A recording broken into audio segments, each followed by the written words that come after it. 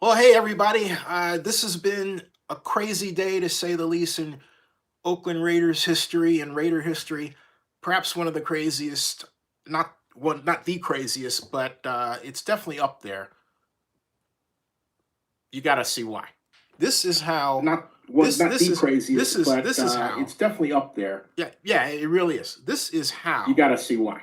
This is how. Not the craziest, but this is how. it's definitely up there. And it's worth having yeah, an it echo. really is. This is this how. this You gotta this see this why. this this This is how. Not the craziest, but it's definitely up there. and it's worth having yeah, an it echo. really is. This is how. You gotta see why. This is why I say that, and if you will, embellish the crazy, right? Because what you're about to see is precisely that. Take a look, folks. Do, do, do, do, do. Um,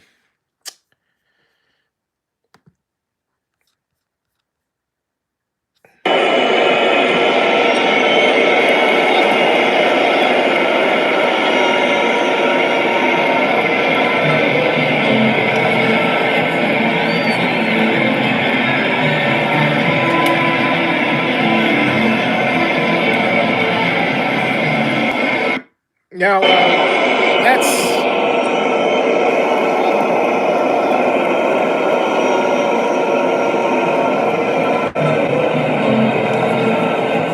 I have to say something though.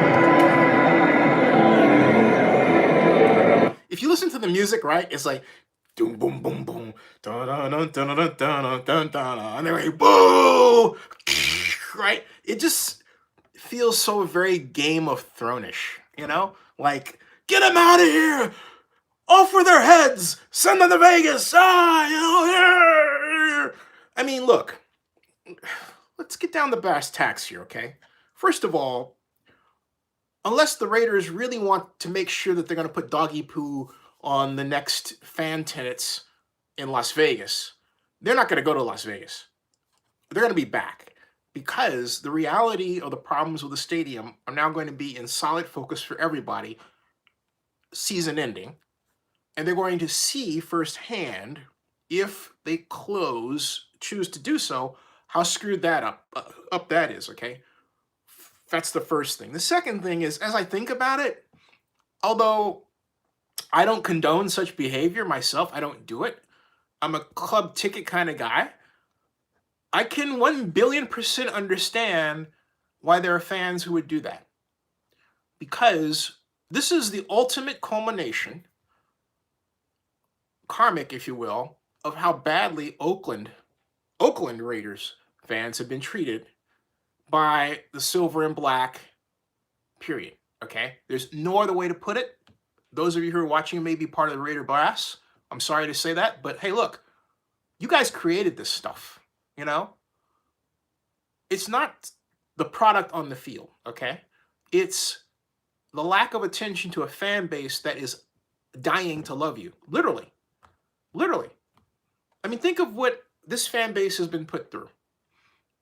It has been put through the pain of an organization that does not want to commit itself in true honesty to its city, that sits in direct contrast to what Ziggy Wolf said to me. We were at the NFL owners meeting just after the vote to allow the Raiders to relocate to Las Vegas. And I quote, I can't believe you guys are putting up with this. I would never think of doing this to the Vikings in Minnesota. That's my home. Okay? God love Ziggy Wolf, and how much I wish Ziggy Wolf, or at least the body of Ziggy Wolf, would take over the organizational body of the Raiders, and they would turn around and say, we're not doing this the right way. It's too late for that now. Okay? It's way too late for that now.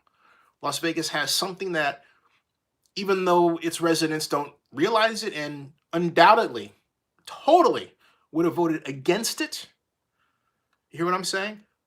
They're getting a blessing in terms of a team, an NFL team, to occupy their large event center that they have wanted for so very long. So very long, okay? They want that. But I remind everybody watching this, of a statement that Don Webb made. Don Webb is the Raiders' chief operating officer, okay? And Don Webb made this statement on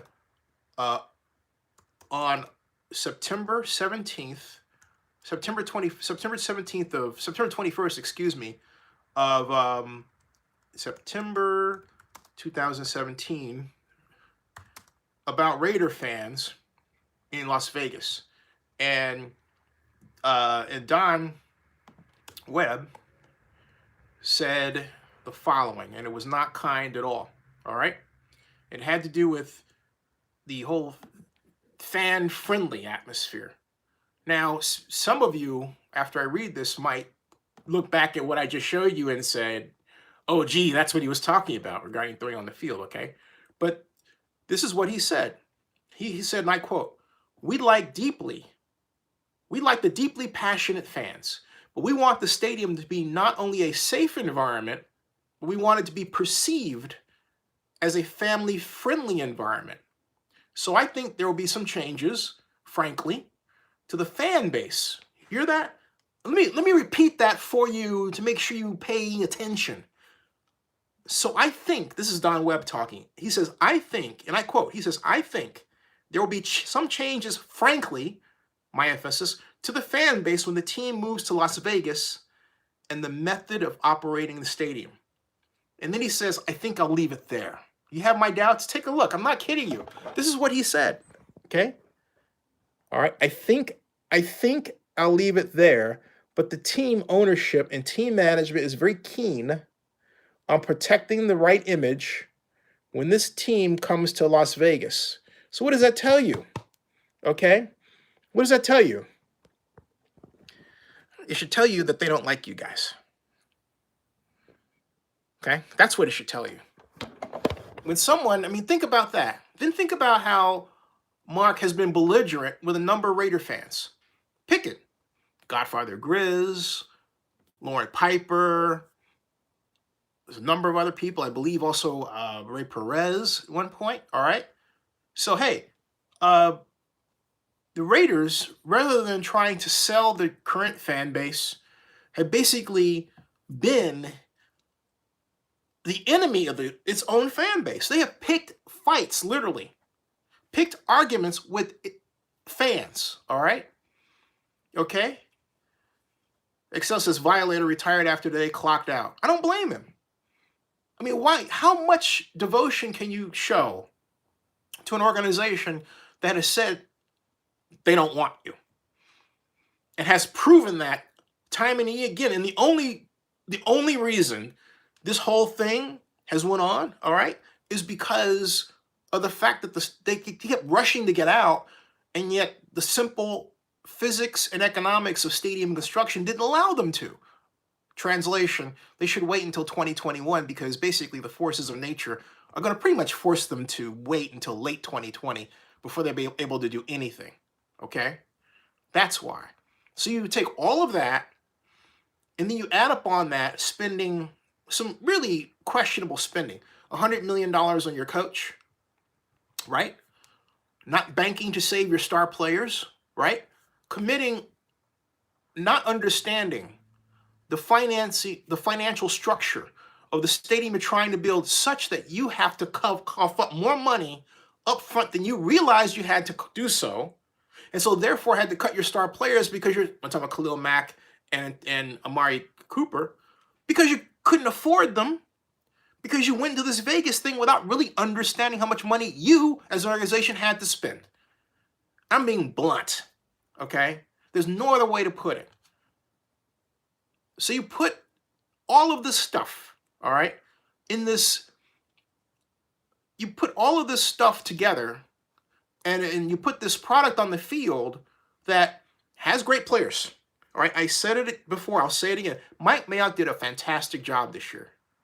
Now maybe, and he did, let me take the maybe out of my sentence. He totally screwed up with Antonio Brown, and from there it went all downhill. Devontae's birthday experiment didn't work out well. But even with those two defections, if you will, the Raiders had and have great talent that deserved a better coaching process. It deserved a better coaching process. What happened this time, okay? Pure and simple. What happened this time is the same thing that I've been talking about in again and again and again, all right? There's a lot of you here. You have a lot to say. I'm going to go and read your comments, regardless of how I feel about them. Okay, I'm going to go up a bit, and this is going to be fun. Okay, anybody there? Yes, I'm here. Cowboy Wrestler, how you doing? Scheme for his life says maybe it's not a player's thought, maybe it's Gruden. Your thoughts? I agree.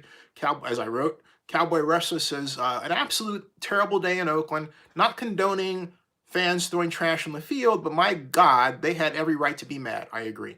And Aaron, I'm here. Aaron says I've always liked to be a running team, but his play calling, talking about Gruden, seems to be way too basic and predictable. If we are up by any amount, he acts like we won and tries to run clock out on a play too safe. I agree. Aaron continues, what a sad way to go out of that stadium with trash being thrown on it. All that history and years with that field, and that's how it ends with trash on it. Horrible day, it's Raiders' fault. Although I say to you, hey, don't count your chickens before they're hatched. Because, I mean, maybe this whole thing on the field will make the Raiders not want to come back, but absent that, I remind everybody watching that the Raiders, all 60 of you, welcome, the Raiders have an active lease option. They have not rejected it. The Raiders have an active lease option. They have not rejected it. Okay? Lance Davis says the coaching staff has no one to blame but themselves. You have to put the players in position to win matchups, and not scoring in the second half is fairly telling. Jacob P., how you doing? And let's see here. Rise Above 360 writes, would have liked to see Hugh Jackson get a shot with this offense. Aaron Tweet says that kicker is unreal. Rise Above says shaking my head at the kicker. And he goes on, Aaron Tweet says, shows how good and important Hunter Renfrow is to us. He's been sorely missed. I agree. But see, even then, you have to schematically design around him. In other words, if you don't have Renfrow in the slot, here's an idea. Why not put one of the fullbacks that's your pass catcher in the slot and have three or four plays that give the fullback the option. You know, the simple channel route, either out or in, right? Let me continue, or stick. Lance Davis says, Hunter wouldn't have changed the outcome of this game. Hey, Chi, how you doing? Thank you. Hunter says, wouldn't have changed the outcome of this game. It was so much more than that. Eric Powell writes, this is the worst case scenario for the Raiders in Vegas. Raider fans are not going to spend the high dollars for tickets in Vegas to a losing franchise.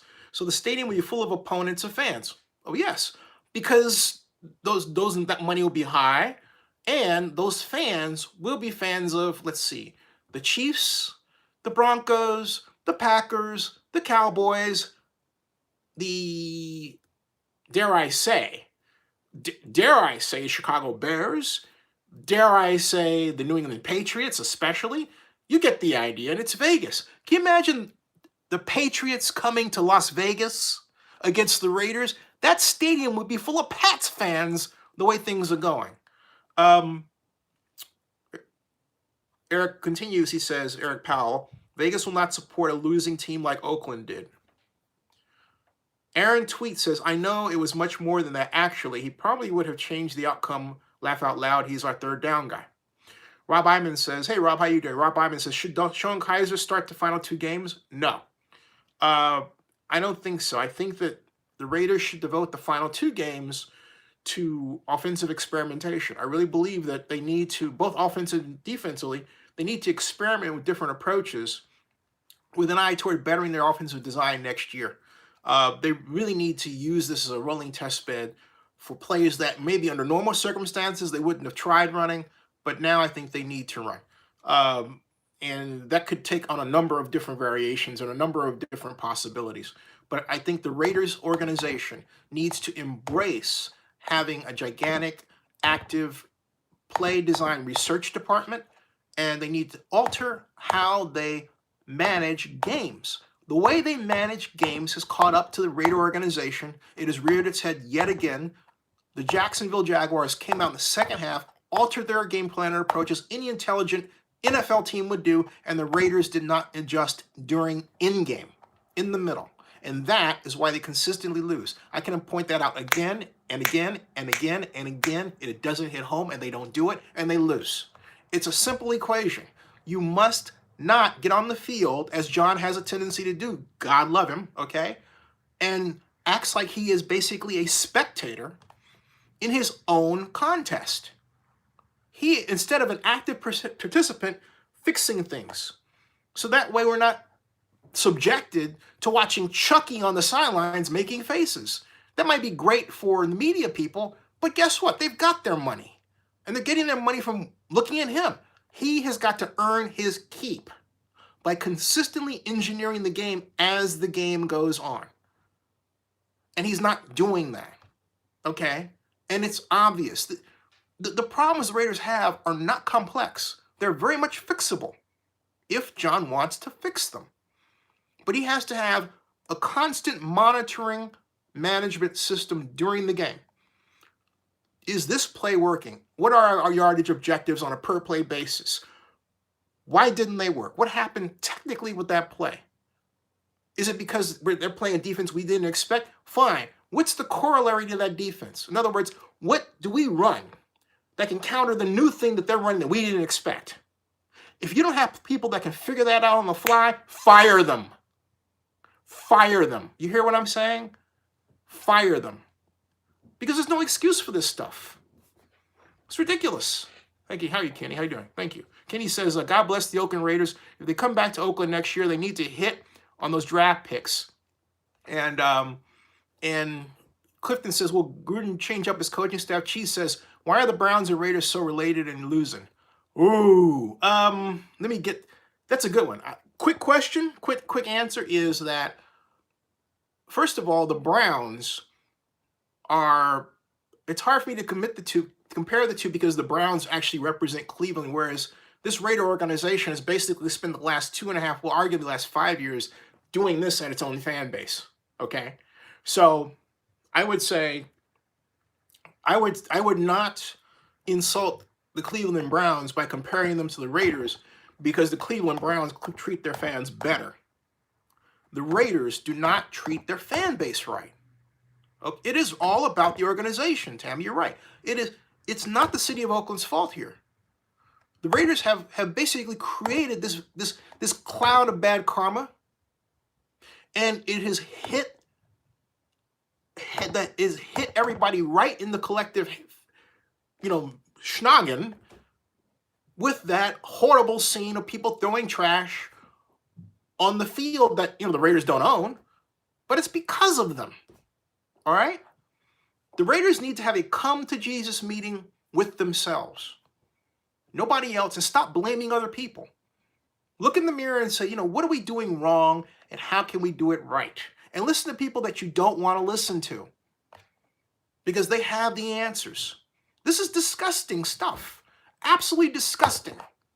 It's disgusting to put a product on the field like that. It's disgusting to treat fans like they have, and it's disgusting to expect better. It's disgusting to push a stadium on people before it's ready and cause all of these different problems and then try to act like those problems don't exist. Have you ever heard of the Challenger? Excuse me. Oh, I mean, it's, I wanted, hey, I would love to have seen them win. So yeah, I'm pissed off too. Let me continue with your comments. Enough about me. I'm just going to do that one. Greg Gruden calls them the Chokeland Faders. Then he follows, last time y'all won a little, Reagan was president. Oh, that's bad. Lance Davis says, laugh out loud, you might be right, but Hunter doesn't play on defense either. So, Rob Iman says, very classless by the Raider Nation. Greg Rubin adds, people dressing up in rape makeup looking like a freak show. Well, that's part of the family, okay? Don't get on my folks like that, man. They might be freaks, but they're my freaks, okay? Rob Iman says, Derek Carr needs a change of scenery. Cowboy Russell says, Greg Rubin, the last time the Dolphins won a title, Richard Nixon was president. Ooh, come back. Lance Davis says, ha ha ha. Patrick M. Blackman says, peace, everybody. Patrick, I say hello. How you doing, Patrick? Tammy McDonald says, that was an embarrassing loss for the Raiders. Lance Davis says, that was more than embarrassing. Cowboy Wrestler adds, Raider front office is a joke, but the players didn't deserve that. Save the booze for the goof in the owner's suite. Tammy McDaniel says, the Raiders need to draft the number one we need in the draft. Lance Davis says, the Raiders need to draft a defensive coordinator. Oh, wait, we can't do that. Tammy McDaniel says the Raiders need to draft a number one wide receiver in the draft and also a new quarterback. You mean like Cortland Sutton, the guy that I was trying to get the Raiders to take? That guy? The guy that I told Reggie McKenzie, hey, he's going to be an all-pro? That guy? You mean that guy that the Denver Broncos wound up getting? That guy? Yeah, right. Cowboy Rusher says, Rob Iman, looks like the 49ers are about to get new fans. Yes. I visited the athletic club in Oakland, full of Niner fans. Nobody seemed to care about the Raiders. It was sad. And this is in Oakland, okay? Tammy McDaniel says, I think the Raiders need a new QB and number one wide receiver and tight end. Then she adds, I assume it's a she, the Raiders need to revamp the wide receiver core. Excel Generation says, Violator retired after the day, clocked out. Tammy McDaniel says, the city of Oakland is a joke. Let Warriors leave, and the Oakland Raiders doesn't deserve a franchise in that city. The athletes need to get out of there also. Well, Tammy, I disagree with you. Oakland Ron says, 2 more games as a Raider fan for me. Keith Roscoe says, sad game. Tammy McDaniel adds, the mayor of Oakland needs to get fired. She is my god sister. I disagree. Tammy adds, the athletes need to move to Fremont. I disagree again. Oakland Rod says, do you live in Oakland, Tammy? She probably does. Patrick M. Blackman writes, I try to tell Raider fans don't go to their games. The more loyalty you show Davis, the more he gives you the middle finger. Tammy McDaniel says, I used to live in the Bay Area for 41 years. 41 years. That's a long, long time. 41 years. 41 years. Wait a minute, Tammy, how old? Never, that's not my business. Tammy McDaniel says the city of Oakland are also idiots. Kenny Jean says he misses on that number 4 pick, though. Tammy says Oakland are about to lose their athletes also. Excel Generation says, honestly, we don't even need a new fancy stadium. We sell tickets even in the awful stadium. We've been doing it for decades. Exactly. In fact, Mike Lowry pointed that out in a text to me. He said, you know what? People will come to this stadium for 100 years. It's not that it's old. There's nothing wrong with it. He's right. There really isn't. It needs an upgrade here and there, widening the corridors and everything. But the Coliseum is a shrine to sport greatness that should not be torn down. And not only that, I've said it before and I'll say it again, it'll make a fantastic sports book. Onward with your comments. And Excel Generations adds absolute crime to move us. Oakland Ron says, good luck to you all following to Vegas. Tammy McDaniel, who's quite busy, adds, Oakland fans need to blame the city of Oakland, period. I disagree, Tammy. Kenny G says, 49ers also lost today. Not going anywhere in the playoffs anyway. Seattle will win that division. Tammy McDaniel adds, once again, all the city of Oakland has to do is build a new stadium. Well, Tammy, we really weren't given a chance because no one was dealing with us honestly. Patrick and Blackman, he says, I wonder if Roger Goodell looked at this. You think? Erzik says, glad you're live. Must see page on Zenny62. And to that, I want to say first, Chief, thank you. And also, thank you very much to Richard Hike, Zenny62 vloggers, Richard Hike, and Pastor Curtis Robinson of the Faith Baptist Church in Oakland. First time as a vlogger for Zenny62, and he killed it. Thank you, Pastor. Wow. And thank you, Paul Cobb of the Oakland Post, for connecting myself and Pastor Robinson. Fantastic. He's going to be back, too. Tammy says the Oakland offense is has dinosaur play calling. Oakland Ron says, yeah, that's it. It's not like the city of Oakland has other issues to deal with, right? Rob Hyman says, Niners need some guys to get healthy. Raider P says, I'm a Raider fan, and I will follow them to Vegas or wherever the play because I'm a Raider fan, but they need to fix this team. Tammy McDaniel says, you realize the city of Oakland is going to lose a lot of money when the Raiders move? Yes. Cowboy Wrestler says, Steelers. Tammy McDaniel adds, Oakland needs an offense. Coordinator Gruden is out of touch. Then Tammy McDaniel adds, who I'm starting to think is not really Tammy McDaniel, Oakland needs to draft a number 1 wide receiver in the draft. Tammy McDaniel then adds they need to get rid of Carr, and also he's getting paid way too much for an average QB. Cowboy Wrestler adds, it's official. The Bay Area, East, West, North, and South are officially Niners country now. Tammy McDaniel says, trade Cooper and Mack, biggest mistake that Gruden made. Kenny G adds, God bless the Oakland Raiders. If they come back to Oakland next year, they need to hit on those draft picks. If not, we're going to see the same old SIC, bad stuff. She says, why are the Browns and Raiders so related and losing? I answered that question, but it's worth repeating. Cowboy Wrestler says, face it, the Raiders are a terrible team. Patrick M. Blackman says, the game may have passed Gruden by. Tammy McDaniel says, all about the organization. Then she adds, I guess, exactly, the organization needs to be better and more loyal. The Raider fans deserve better. The only reason I'm saying this, I guess, is not to be disparaging in a way that you might think. It's because sometimes people tend to use names and you assume that a person is who they write that they are, right? I've found that a lot of the times they aren't. And sometimes a person will misdirect you just to hide who they really are. Just saying, okay? So some people here I know by face, like people I've met. Some I don't. And I've never seen Tammy McDaniel here before. So that's what I'm thinking, hey, is this old wine in a new bottle? I don't know. Anyway, Cowboy Wrestler writes, sadly, I don't think the Raiders will be in Oakland next year, even if the Vegas Stadium isn't ready. I think they'll work around the schedule if the stadium opening is pushed up to late 2020.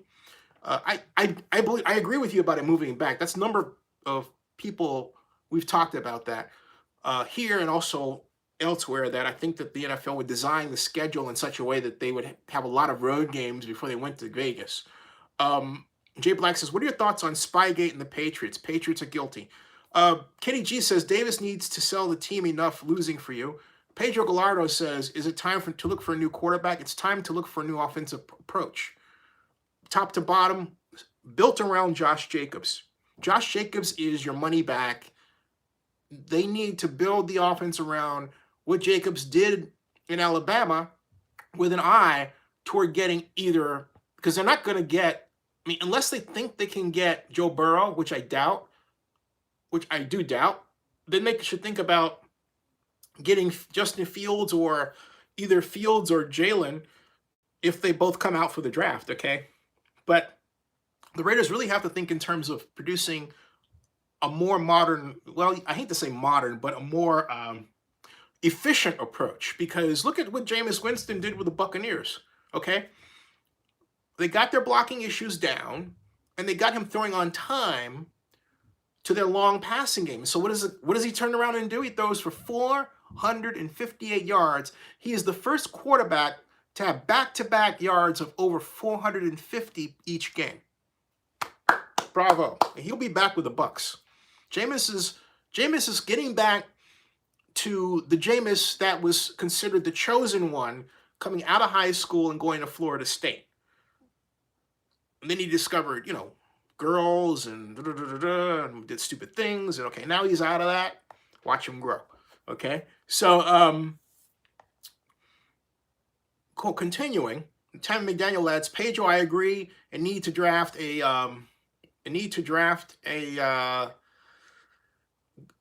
number 1 wide receiver and a good tight end. We have a great tight end in Waller. What? David Halson says, lawsuit ? Then he adds, how will the lawsuit affect the Raiders if they play in Oakland for the 2020 season? It won't. Cheese says the 49ers might have some issues in the playoffs if they get in close games with the Cowboys or the Packers. It might be a quick playoff exit. I think the 49ers need to work on their run defense, their ability to really stop people. Their problem, people tend to forget that a good offense is also as much the product of a good defense and a timely defense as anything else. Your defense has to give you stops. And then, of course, you have to hold on to the ball and do something with it. But if your defense is not giving you stops, it's hard to get the ball back, right? So it's a matter of turns at the bat, okay? So then Rob Iman says the 49ers have too many injuries right now, Chi. They do. They've been decimated by injuries, and I think Kyle was wearing those dark glasses to shield his crying because he really wanted that game. He really wanted that game. He wanted the game because it was his old employer. So that was a big deal for him to lose that game. He didn't want to show it.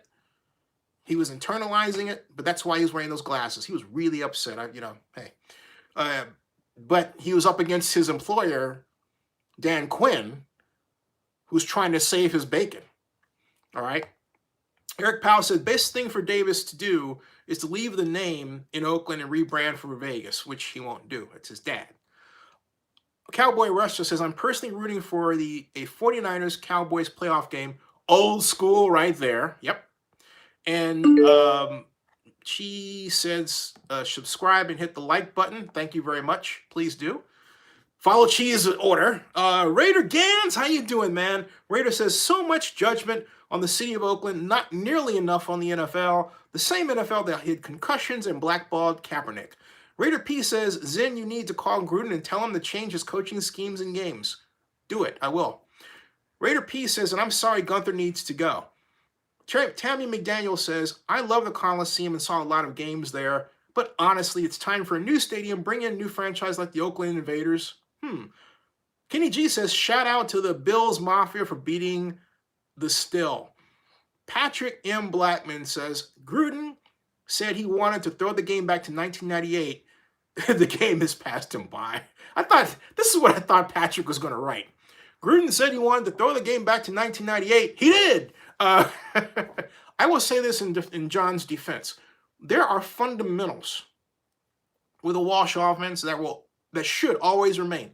One of them is the measurement of quarterback drops in steps and not yards, because it forces a better time passing game design. That's the first thing. The second thing is the progression of receivers. You hear people refer to it now. His primary, his secondary.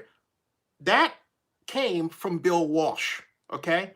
If you just keep those two fundamental parts of the Bill Walsh offense in place, you can design pretty much any kind of play you want to. You can use veer. You can use inverted veers. In terms of play action, inverted veer play action passes, any type of pass you want to throw, you can do so within, if you will, the vernacular of the Walsh offense.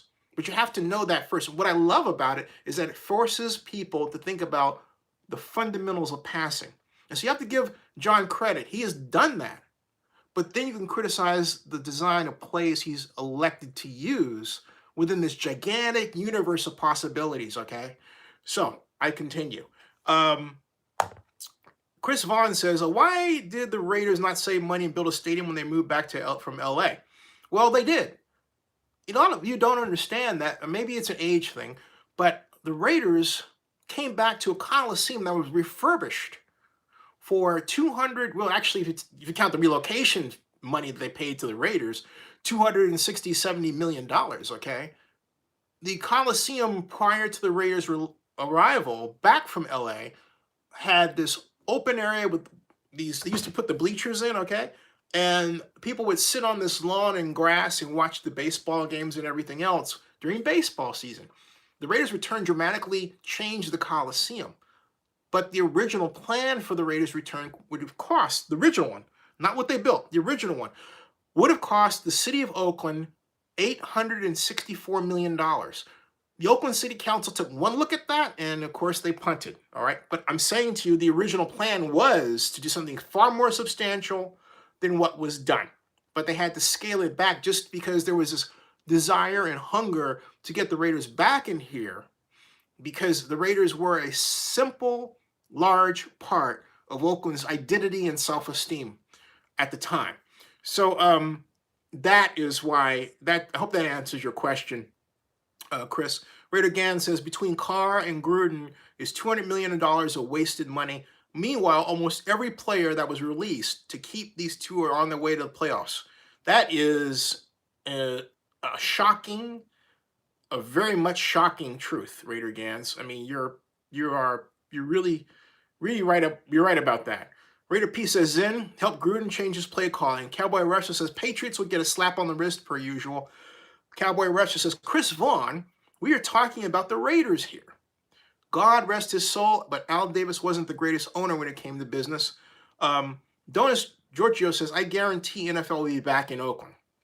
I agree with you. Cowboy Rush says 49ers need D Ford back ASAP.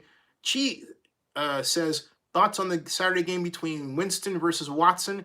Both have huge implications. Well, I'm rooting for Jameis because I think a win would put them above 500. If he were able to throw his third game over 450 yards, it would shut everybody up, and he can do it. I believe it's possible. On the other hand, the Titans are, let me put it this way. The Titans are a little bit, I think, softer for having won against, I say the Titans, excuse me. The Texans are a little bit softer for having won against the Titans. Had they lost, this would have been a super must game, not to say that it isn't already. But they're going to the Bucs, and the Bucs are now 7-7, and they have something to play for, which is having their first winning season in quite some time. Okay, and then on top of that, you have a quarterback who's basically fighting for his personal life and in terms of football and his future. And you heard that when he said, "I would hope to be back. I hope this performance helps them keep me." I'm paraphrasing. That's what Jameis Winston said. So you see what's on his mind. And there are you have a Bruce Arians who wants to prove, hey, I'm right about this guy and you guys are wrong. So there's a lot there on their plate, talking about the Buccaneers, that would seem to point to a very dangerous game for the Houston Texans, particularly with respect to their playoff aspirations, okay? Now, let me continue. There are my thoughts, Chief. Rob Iman says, Niners need Tart back. Got it, yes. Ketchup 303, that's the name, Ketchup 303 writes, Gruden needs to adjust his play calling and fire his defensive coordinator. Excel Generations says, today was like morning, terrible day. Pedro Gallardo writes, I still think Oakland can still sell tickets next year. Yeah, bad management, but there are still loyal fans that will follow them. That's true. Plus, you have the casino industry. I'm not saying they'll fail in Vegas.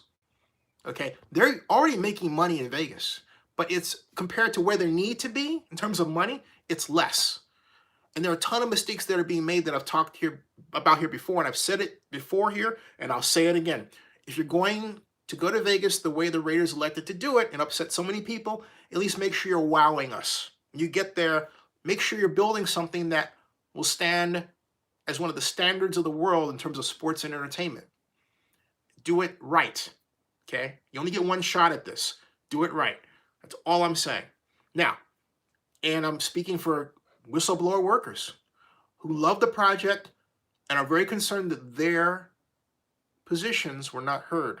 And in still cases are still not being heard because some of them are still there. Okay? Now, Michael Arlene says, Gruden needs to hire modern-day play caller. He does not know how to adjust. Raider P says, Zen, you need to be a coach, help Gruden out. Chris Vaughn retracted his message, but then said, okay.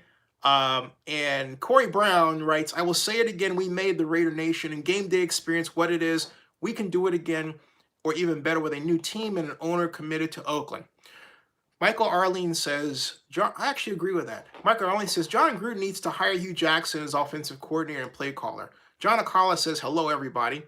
And Michael Arlene says, the Raiders need Jameis. Raider Gann says, Gruden doesn't like Jameis. Michael Arlene says, yeah, that's true. We need a quarterback to take chances. I don't think that's true about Jameis Winston and Gruden. Raider Gann says, Raiders need Kaepernick or a top QB out of the draft that can run and improvise. Rob Iman says, Jags should hire Eric Bieniemy and run air raid in Jacksonville. And I've gotten through all of your comments. Oh, I did it. I started from the top and worked my way through them. Now, onward. Okay. Anybody else got anything to say? Welcome to Zenny62, everybody. Thank you so very much. And, while you are ginning up your next set of comments, I have to hear one thing that I painfully, Cowboy says the week 17 in Denver will be the last official game as the Oakland Raiders. I'm not so sure about that, all right? But at any rate, remember we went through this last year, remember? oh, they're gonna be gone, and oh, they're gonna be gone, and oh, and they came back. Remember that? I mean, there's something comically about this whole deal that I think is amazing. It really is. Zen62, you seem like a nice and smart man, like your channel. Tammy, thank you very much. That made my day. Welcome to Zen62, Tammy, and thank you very much. I certainly hope I try to be smart and nice to everybody. More nice than smart, because anybody can be nice or smart, rather. You hear me? Anybody can be smart, but being nice under duress of being called names and stuff, yeah, it's like, oh man. Okay, let me get to what I wanted to show or hear. Or do I really want to hear this? Maybe I don't. Maybe you don't. Or maybe you do. Hold on a second, folks. This is the Coach Gruden post-game presser. Hey Chris, man, thanks. That I'm dreading hearing because I might be hard on John, but I regard John as a brother. I really do. So here, at some point, I hope that this gets straightened out and fixed over the rest of the season, because overall, the Raiders. Think about what the Raiders have done. Okay, they went through 3 games prior to this one, giving up 112 points. Then they had the lead. Oh, here's Gruden. Here's Coach Gruden. To say I wish we could have sent the Raider fans off with a lot better finish than that. I think most importantly, before we talk about the game, is I'd like to thank the fans. I'd like to thank the city of Oakland for supporting the Raiders and being faithful in all kinds of seasons. And I'll miss them. I love them. And I'm sorry about the outcome today, but I think that's something that needs to be said, an exclamation pointed. But really apologize that we weren't able to deliver a victory. Proud of our team's hustle and effort. We had numerous opportunities to make a play there in the ball game, but we didn't do it. And I'll be happy to answer any questions I can. What you see in the fourth quarter as far as the defense? Well, I think Levitt got hurt. We've had a lot of injuries at safety. We're running out of men. Not going to use that as an excuse. We were doing very, very well for a while. You got to credit Minshew. He made some unbelievable plays scrambling. Kept some opportunities alive, and we got to finish the deal on offense. We had a couple opportunities to do that, and we failed to do so.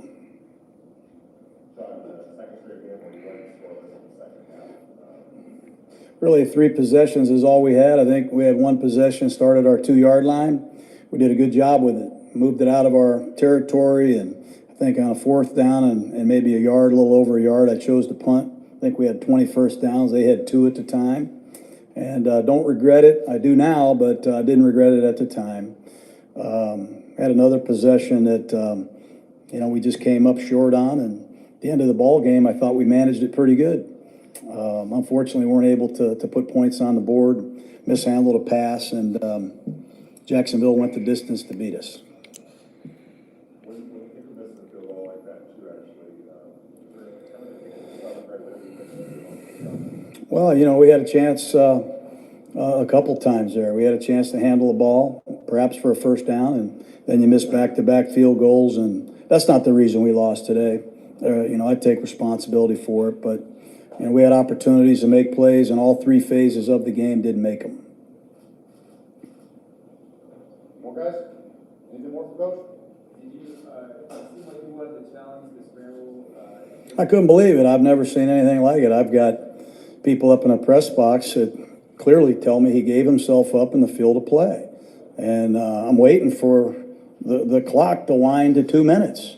I'm still waiting, and it never happened. And unbelievable. I thought somebody would overturn it. I thought that's the reasoning for instant replay, and we've had New York City chime in and make a couple calls, one in Kansas City, one in New York.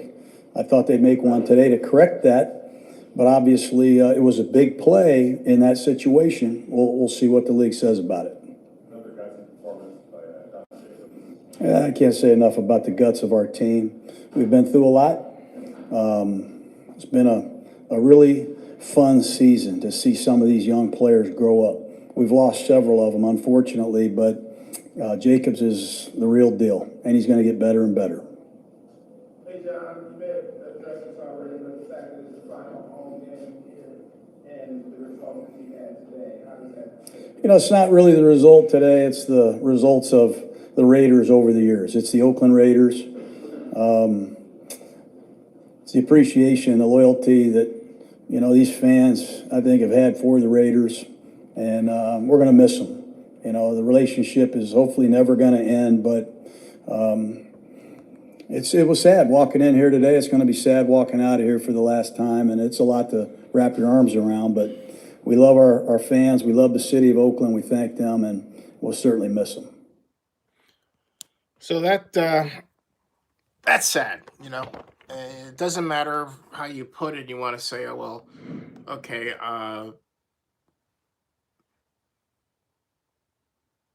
they're coming back and maybe this is going to work out, yada, yada, yada. But to get to this point again, twice in my lifetime, is like, geez, really? And that's why, you know, it's, yeah, whatever. Let me get back to your comments. So, see what I missed here while John was giving his presser. Let's see here. Chris Vaughn says, yes, you are Zen in Portland, Oregon. Love your chats. Thank you. Bible study, how you doing, PJ? PJ says, Zen, hey, Zen Mod here. Glad to have you. Joy G says, sell the team to Jeff Bezos. I like that idea. Jeff Bezos is founder and CEO of Amazon. John Akala says, you think the Raiders are maybe trying behind the scenes to convince the city of Oakland to play their half their games in Oakland next year and the other half in Vegas? That, I think so. In fact, someone told me that they heard of a plan. This is well, okay, it's my godfather told me that, as he understood it, the preseason games will be played in Oakland, but they would not play in Vegas until October. Okay, so that's why I say they'll be back, and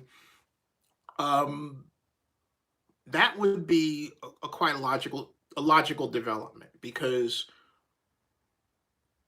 the reason I'm squinting is when I think about that, I'm thinking about specific problems with the stadium, and I'm wondering if that's enough time for those problems to be ironed out. Let me explain something to you. July 25th of next year, Taylor Swift will perform at SoFi Stadium. She'll be the first of two major concerts. If this stadium in Las Vegas, if Allegiant Stadium were truly ready, you would have heard about concerts that were already slated to be a go by July or August or September or October. There's nothing. The only thing that we have is, what, UNLV games possibly? Possibly. We have scheduling issues that we hear have to be worked out with UNLV, but is that a cover for some problems that the stadium is really having that they know about and we know about and that I know about? The only date that's a for certain right now is the Pac-12 championship, and that's way back in December of 2020, which gives them enough time to work out a myriad number of problems. What are those problems? First of all, the problem started because, let's take them in order. They tried to do in 27 months what normally takes 36 months to do, and that is build an NFL stadium.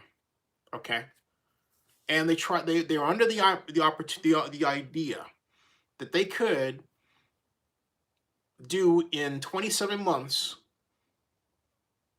building a new stadium, domed at that, but then on top of that, at a time where there's a labor shortage, where there's steel pricing problems, where you have a president that's messing around with tariffs, all of that impacts your pricing for your stadium, okay? So rather than stop and say, hey, you know what, we need to think about this. We didn't, all right? That's the first thing. Then they're trying an approach in terms of roof design that's unique. Now, that might sound cool, but to an architect or an urban planner or contractor, it spells one thing: high price. Why? Because you have to get specialists that know how to design and meld and mold steel and concrete materials just so, with respect to that specific structure. And if you don't have enough people who can do that, if you have a small number, what does that mean? It means their price is high. It means their labor cost is higher because they know they're in demand, which means what? The whole thing gets pushed up, all right? So then on top of that, you had somebody in the background pushing, saying, get this thing done, get this thing done, get this thing done, get this thing done. And then on top of that, you had a structure that said, okay, Raiders, we're going to give you an estimated $160 million up front from our pay-as-you-go because our stadium money, the stadium hotel tax revenue, is going to be collected the first 2 years. But guess what? Because the visitor rate in Vegas wasn't what they projected it to be, the Raiders got less money to work with. So what did they do? They turned around and went, ah! And they started getting rid of players. Okay? They had to get the money from someplace. So then, here comes this, someone had this idea, I guess Don Webb, someone had this idea of taking things out of sequence because of the steel delays. The steel delays that they tried to say what didn't happen, and they tried to blame on me for some stupid rumor. It wasn't my fault at all. It really did happen. In fact, there are a number of Las Vegas bloggers that talked about it too, all right? My point is, they had a steel delivery delay.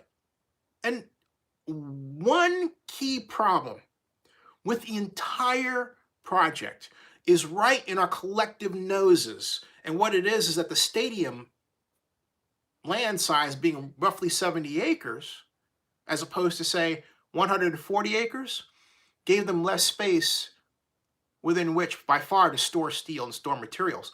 So what do they have to do? They actually have to find land around the country to store their parts and then have it shipped, which might sound on its face like a simple thing, but then you've got transportation, weather, and labor to deal with in that process. That's a process unto itself that if it doesn't go right, can cause a delay, which it did, and guess what? You have a problem.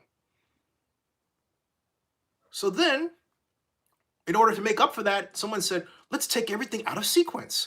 Oh, well, let's start on the roof first and the trusses. And they did that. And people were installing them incorrectly, in the wrong way. And they were being discovered, so they have to go back and fix that. And then when they went back and fixed that, guess what? It caused more strain that they had to deal with respect to fasteners, bolts, and welds, which in many cases, I am told by workers, were not done well to begin with. So you see how this is adding on top of each. Oh, and then on top of that, someone else said, well, hey, we're in a hurry, so let's start raising the cable net roof now. The cable net roof was supposed to have been done in August. All right? It's not. So what they were doing, initially pulling it up, and I remember seeing videos where I would say, how come it's cockeyed like this? You know, you'd have the one part of the net hanging up like this, and the other one on the ground to the floor, and I'm like what the heck's going on? They were pulling these things out of place. They were testing different parts of the cable net to see which part was strongest, where the nodes attached to the compression ring. And that alone was putting stress on the main structure that caused even more damage.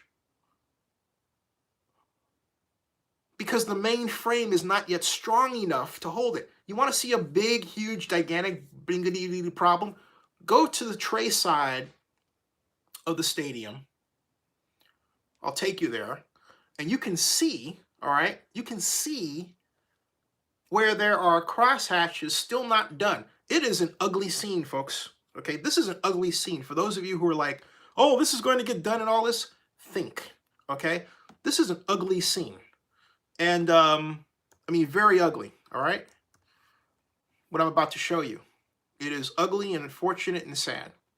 Um, and it's there. It sticks right in your face. All you have to do is go to Raider.com and go to the Stadium Cam Live, as I'm about to do to show you, because this is serious. All these problems are in our collective faces, yet a lot of people just assume that these folks that they want to root for, like Jesus Christ, and they're blessed and from on high, and they're going to get this done just because they have a title.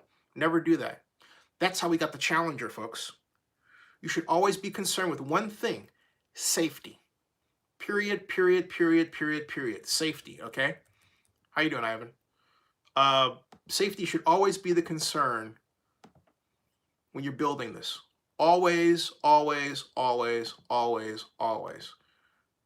Now, let me go there. Okay, there's the daylight in beautiful Las Vegas, and it is a beautiful city. Look at this. This is today. Bam. See that? That. Look at all this. This is the I-15 side. That's just the side that you normally see. This is the side where the tray is. You see how all of this is unfinished, and it's the same thing. But closer look, which you can't really afford, but actually Raider 1967 does give you a closer look. And I'm not blaming him for anything. I'm just saying that his image gives you a closer detailed look. But you're supposed to have cross hatches here, and they're not there, before you install these curtains.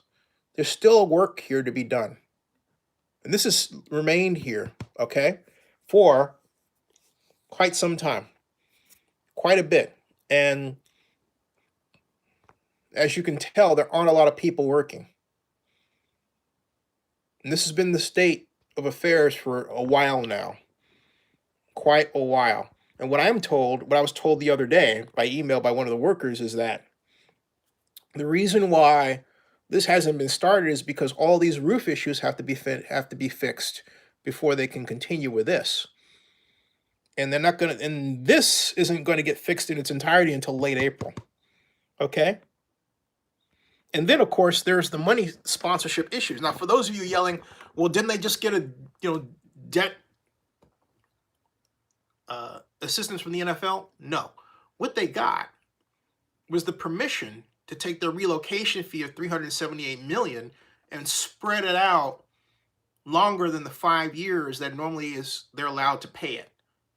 What that spelled to me is what I already knew. They have a cash problem. It's the same thing that I told the commissioner at Mike Silver's Super Bowl party when the Super Bowl was here in Atlanta. I went up to him and I said, Commissioner, great to see you. We talked for a little bit. I said this words. I said, look, they have a liquidity problem in Las Vegas, and you need to be aware of it because you're going to have to deal with it. That's all I said. And here we are. They have less cash than they need to have to deal with these problems, and the problems are only worsening. Okay? And that's not a wish fulfillment. That's just a matter of fact. Again, I come into this with what I've said before. When Mr. Adelson, Sheldon Adelson, came into this worth over north of $30 billion, my thought was, wow, there's no way no way. Game over, man. He is the builder of the Venetian, the Palazzo, great hotels, a great UNLV benefactor. He is going to put his money into this, and it's going to make everybody shake to their knees. Okay, and whatever specifically happened between he and Mark, it has screwed up this project, because the chief operating officer of Las Vegas Sands personally said to the Southern Nevada Tourism and Infrastructure Committee in 2016, and I quote, "We will pay for operating losses and stadium cost overruns." He said that. They quite literally were going to write a blank check. And so the problems like liens and everything else that we've been talking about, and all these other revenue problems,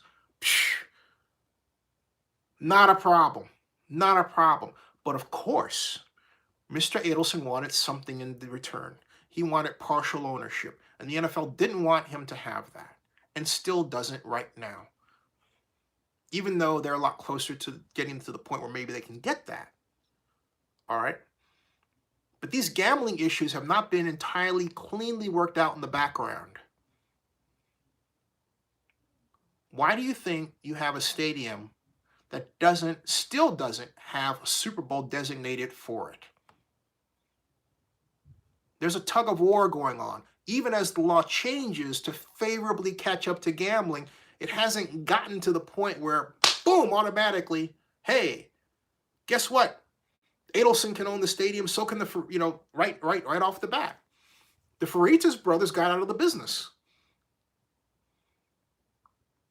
Will they be next? Okay. But the bottom line is, a person who really wanted some skin in the game, Adelson, not only pushed himself out of it, he created a competitor that could very well financially harm the Raiders stadium. Mr. Adelson partnered with Madison Square Garden, MSG, to develop the Sphere for large events, 500 foot diameter structure, not far away. And he designed it so that it would be finished in 2021. Originally, it's supposed to be 2020. But it's enough. Its mere existence is enough to scare anybody who's a fan of Las Vegas Stadium, who knows that one central question that William Hornbuckle, the president of MGM, the president of MGM, yeah, Bill Hornbuckle, had said, hey, are you going to be able to meet this criteria for 46 large-scale events? I'm not talking about weddings. I'm talking about like huge concerts, like 65,000 to see Beyonce. And they said, oh yeah, no problem. And that was before MSG Sphere. MSG Sphere is a problem, folks. And then you want to know another problem that we haven't talked about before? It's the very makeup of the Las Vegas Stadium Authority. Because right now, it is considered a white males club, okay? There are people who've been very vocal about that. As the re-election for one board seat comes up, do you know, and this is where things get really, really fun and really, really dicey. If you thought that this was over and it wasn't like getting any fun anymore, no, not at all. It's just, folks, this thing is just getting warmed up, okay? Because the seat that Tommy White occupies right now on Las Vegas Stadium Board is up, and it's going to be empty. And do you know who wants to fill it? The former and still great senator, Democratic senator from Nevada, Harry Reid. He wants that seat. You think Tommy White's going to get that seat over Harry Reid? Okay. He's not the only one. There is another person, African-American female Lauren Martin, who wants the seat as well, who wants to be, I believe, the first black woman to hold it, because there's no black female representation on the authority.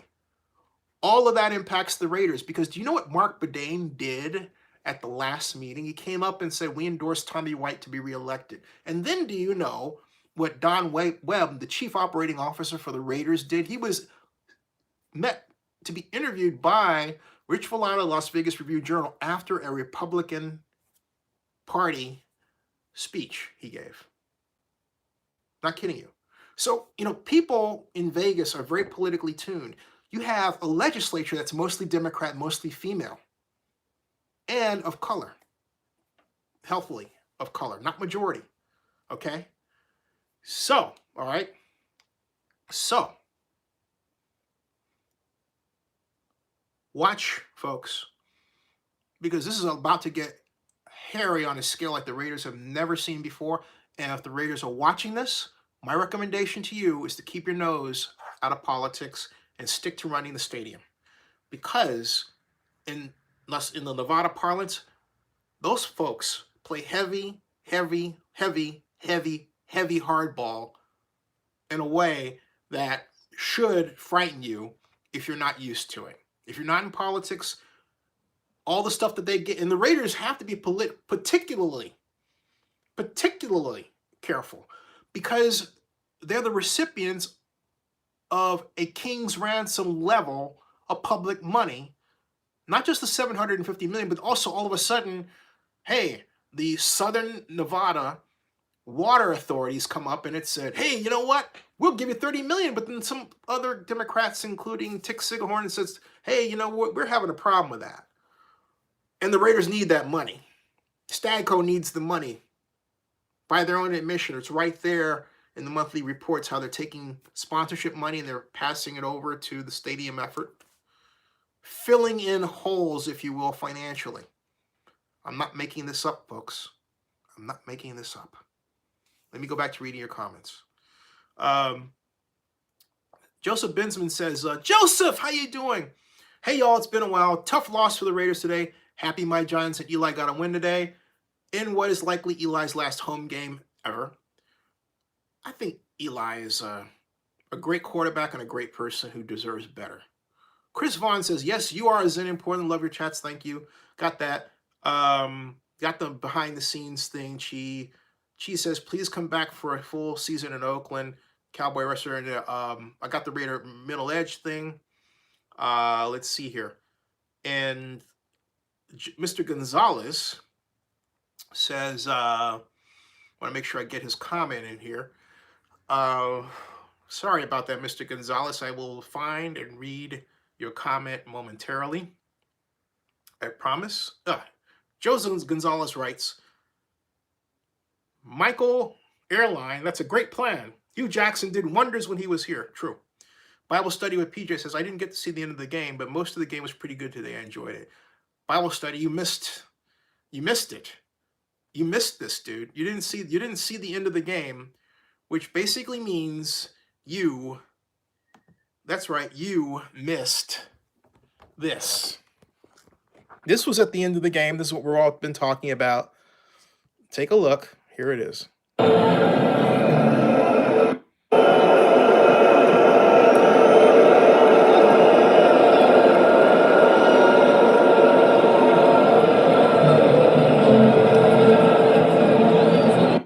All right, there, okay? And again, all right, so and you hear the music in the background, like boom, boom, boom, boom, okay? So it's like the dooming. You hear that as they're throwing things. It's a crazy scene. It's like Game of Thrones. Yeah, the sound was creepy. I mean, this is what he's talking about. Listen to this. Listen to this. It sounds like it's like purely gladiator stuff, man. Listen to this. I can't get over this. Listen to this. Let's wind it back a little bit right here. Like right about there. There. You won't. No, it froze up on me. Okay, here we go.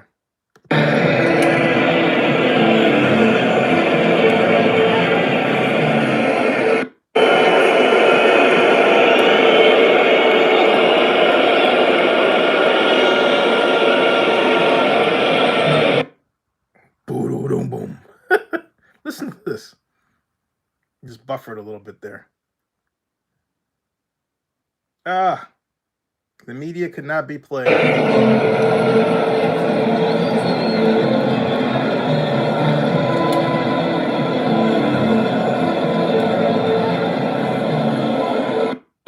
okay. All right, you get the idea, all right? The booing, and all of a sudden, I mean, I don't know. I think it was an automatic thing because they weren't thinking, they probably couldn't see the garbage up on high. So someone just pressed the button to play the Raider fanfare, you know.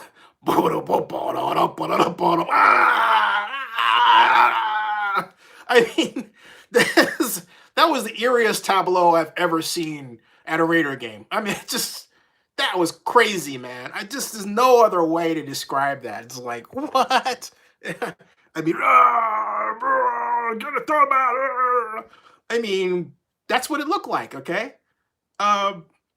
It is.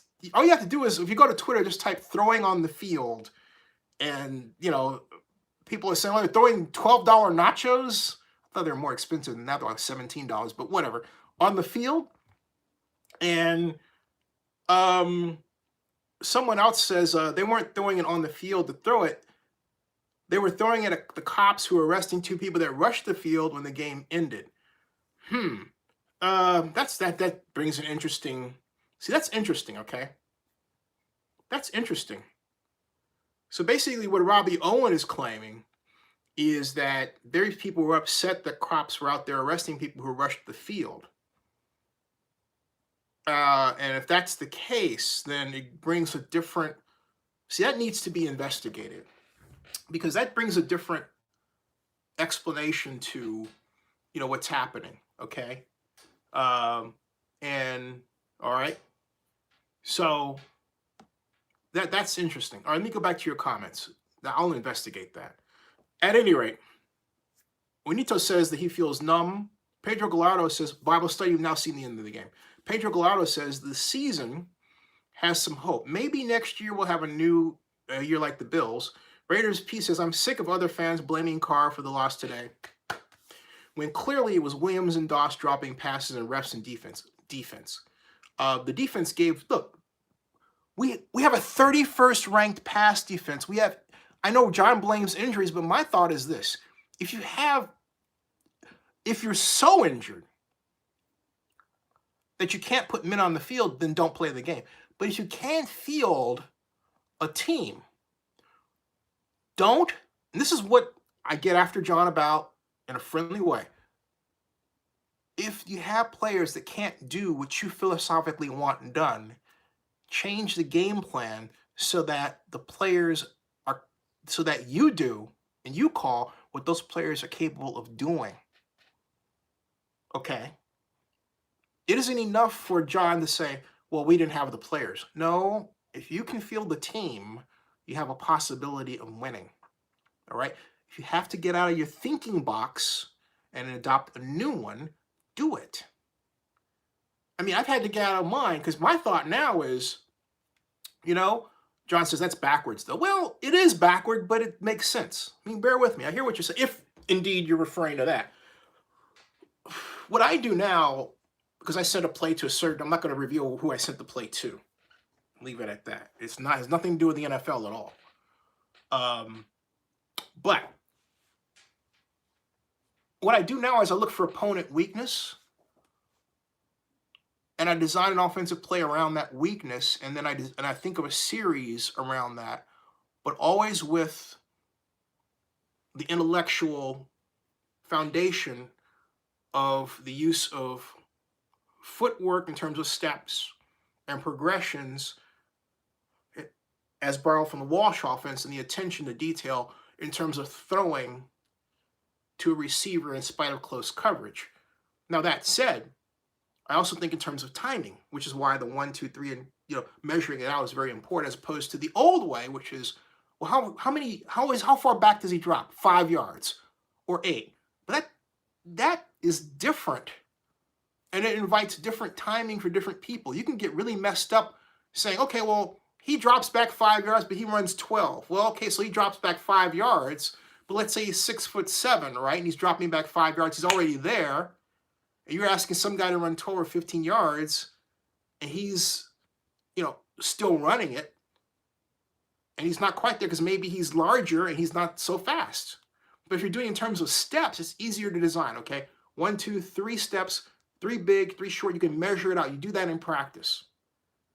You can alter your steps, but you can't alter the yardage. You see what I'm getting at? You can alter the steps, but you can't alter the yardage. So steps are a much better way of designing a passing game than yardage. And so you're looking at plays, is always ask the coaches, hey, are you measuring these by steps or by yards? How are you doing it?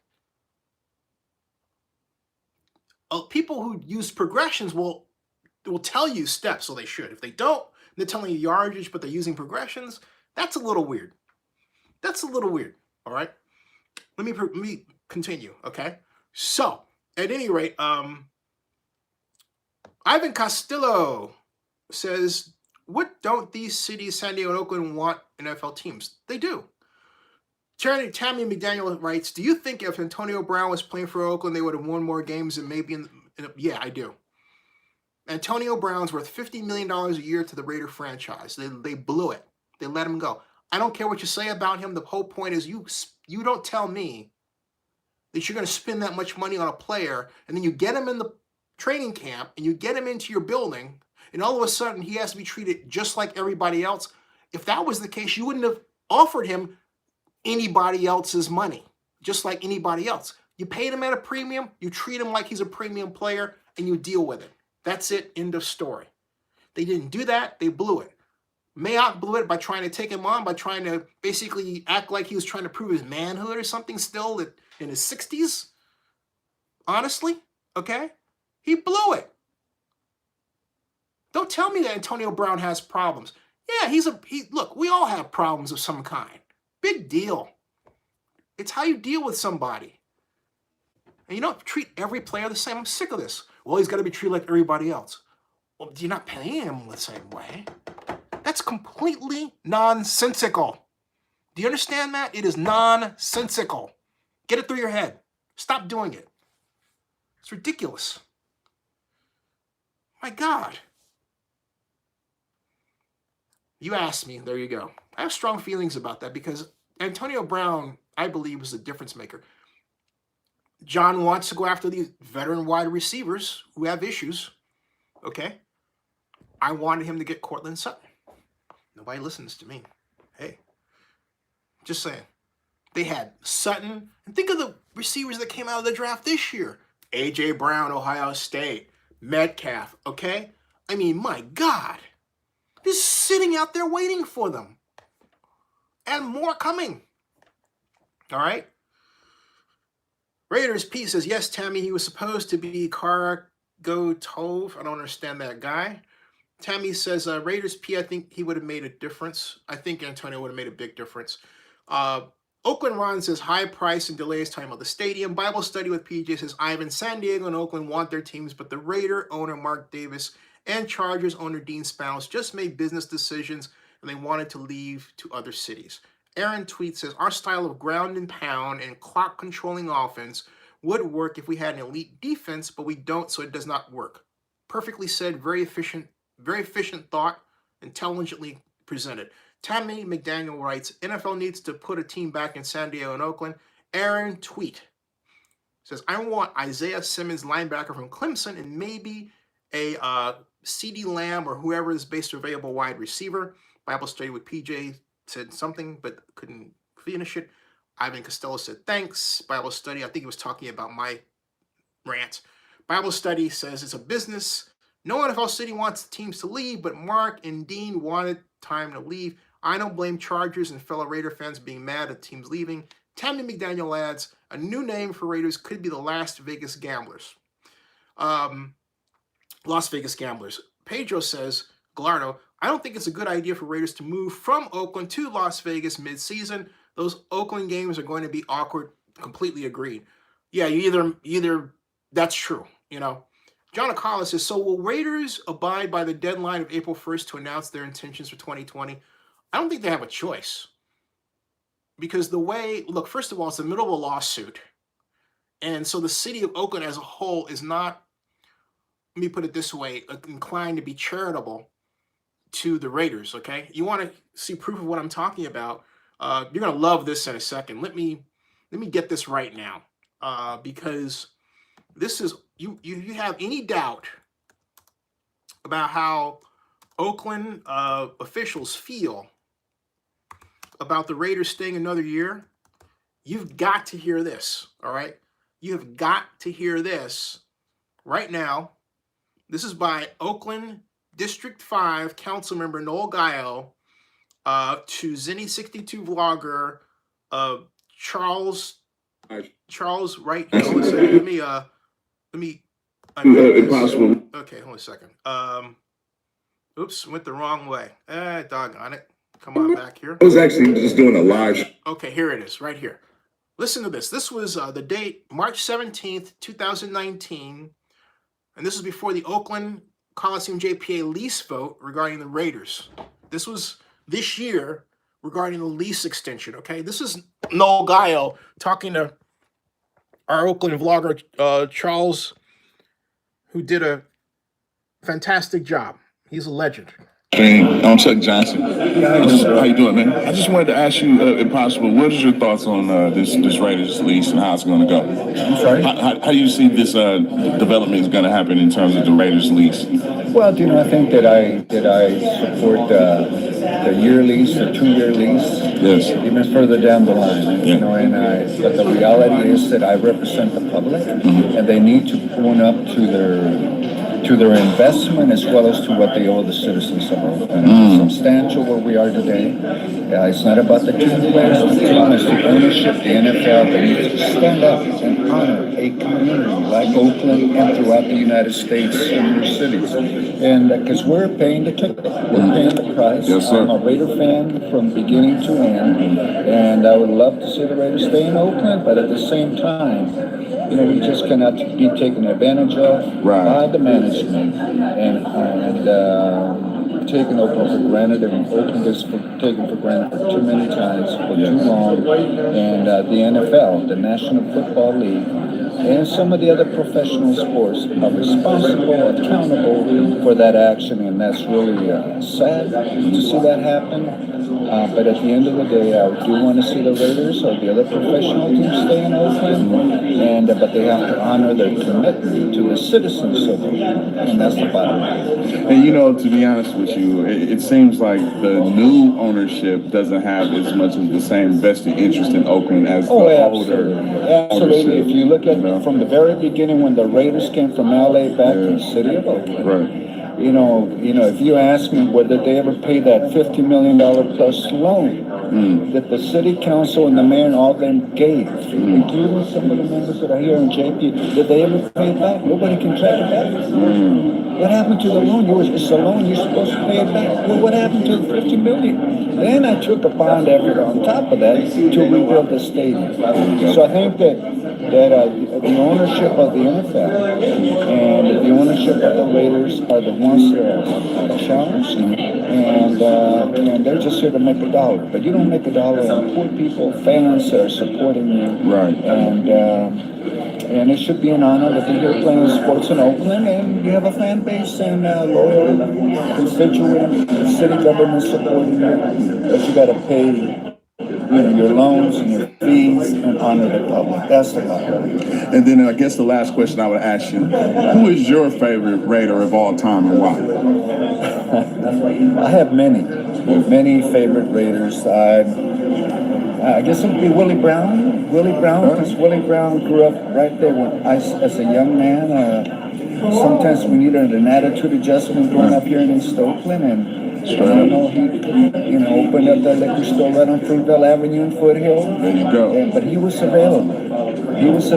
He would come to our school, to our neighborhood, to the street. Good piece of history He there. would say, hey, young man, get over here. Straight up. There's different opportunities within the city that you need to take advantage of as opposed to being on the street. And I always admire him for that.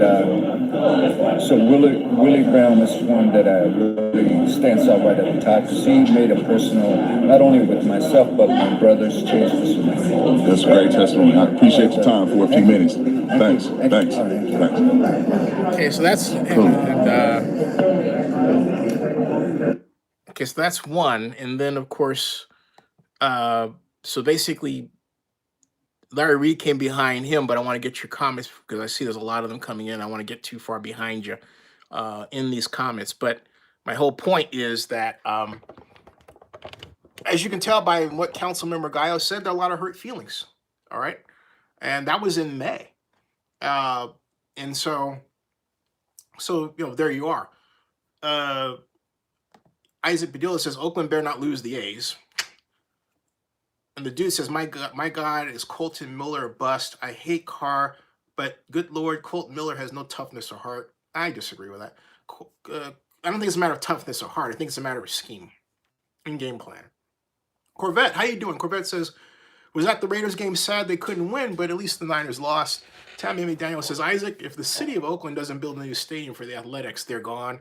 The dude says, well, actually, Tammy, the city of Oakland will not build it so much as the A's will build it because the A's will be the owner. But that's going to get done. The dude says, I hate Carr, but at the end of the half was beyond bad. I wish I could blame it on Carr today, but I can't. Tammy McDaniel adds, the Raiders need a new QB and true new wide receiver. Isaac Padilla says, Bernie, I don't have any idea what this is, and I'm not even going to pay any attention to it. The L Train says, Vegas Stadium is getting the 2024 Mayweather fight. Heard it here first. He's fighting twice in 2020. It'd be the second of 2 fights, also getting a future WrestleMania and Super Bowl. L Train, here's the thing. Right now, they don't have anything on the books. And the reason why they're having problems securing top dollar sponsors is because they don't have a Super Bowl. All right? And they don't have a Super Bowl for specific reasons that the NFL is not talking about, but based on my sources and analysis of the politics, still has to do with this ugly gambling stuff. So, it needs to be resolved quickly because it's hurting the Raiders' financial potential and need in Las Vegas. They should have had a Super Bowl by now. They don't. Tim McDaniel says Derek Carr is not, they have the NFL draft. Tim McDaniel says Derek Carr is not a mobile quarterback. The game is changing. This other person says Raiders need another top 10 pick. Ordinary Ghoul says this team will never be good. The dude says, I love that Ordinary Ghoul. The dude says Raiders need everything but a running back and a half offensive line. I think it may be some new post pass rushers. John Bond, how you doing? John says, are we pitching the next Moneyball effort? I like that. I like that. Tim McDaniel says Raiders need a mobile QB. I get that. I get that. And let's see here. Says that they need Rich Gammon back. And then John Bond says that you're reaching or something. And the dude says William and Miller were the major problem in offense. We have a good offensive line except Miller, a tight end and running back. What's wrong with, why are you guys against Waller all of a sudden? Or maybe you need a tight end companion for Waller. Tim McDaniel says, I'm sorry, Derek Carr is not the QB. You've said that before. What is it? Ad nauseum. John Bond says, agreed on multiple aspects about Antonio Brown. Marlon says, Miller played like a secondary. Patrick M. Blackman says, you don't treat players the same, talking about my Antonio Brown rant. The L Train says, you can't treat players the same if you have a losing culture. The Patriots can treat players the same, even they cut AB. They cut AB, but they didn't have to. And I'm not talking about the Patriots. I'm talking about the Raiders. The Raiders had a specific special need for that player, and they should have kept him. Cesar Canete says, why wasn't Amy Trask there or featured in any of the Raider videos? She's one of the 3 most important figures in Raider history. She should have been there. Caesar, I'm going to take this comment, I'm going to copy it, and I'm going to send it to Amy right now and let her know that you said that, and I'm going to follow that up with a tweet myself, or not a tweet, but a video blog myself about that, because I quite agree. And I'm writing right now, Amy, and this is I'm directly messaging her. Amy, this Zenny62 fan wrote this and that, okay? There. Boom. Okay, so I just let her know, man. I just let her know that you wrote that. That was very nice, and I'm sure she'll be very appreciative of that. In Big says gonna need 10 wins. Who else? Who else? Nate Martinez says Raiders had the win. They did. The dude says, I hate when people say Raiders fans boo, so they're not real fans. The dude says, can't do anything with this team as it is now. I'd rather have a great pick. We did what we needed to do this year and found we have a franchise running back. Excel Generation says, we can boo all we want. We've been bent over for too long. We buy all these tickets and watch trash teams, but we still enjoy our team. You don't uproot and leave and expect us to take it. Right. The dude says, people who are bummed about playoffs, you don't know football well. We are not a Super Bowl team right now, but Gruden and Mayock have a bright future started for us. Keep building. Cesar says, how come Amy Trask wasn't there? I got that one, okay. And Richard Gullar says, go back for more. Cowboy Rush says, do you feel good about the A Stadium situation? 1 billion%. Note I said 1 billion because that's about the subsidy they're going to wind up with. All right. The A's are going to get the deal the Raiders wish they had in Oakland, but didn't get because of the way they treated Oakland. Okay? Just saying. I said it before. I'm just saying. The dude says, my bad. I'm not good at texting or tweeting. I meant we have a good tight end and running back. I like Waller a lot. Okay, cool. Eddie Sanchez says, what happens in Vegas started in Oakland, which is different from what happens in Vegas stays in Vegas, right? Cowboy Rush says, good. And I have gotten through all of your comments. Whew. All right.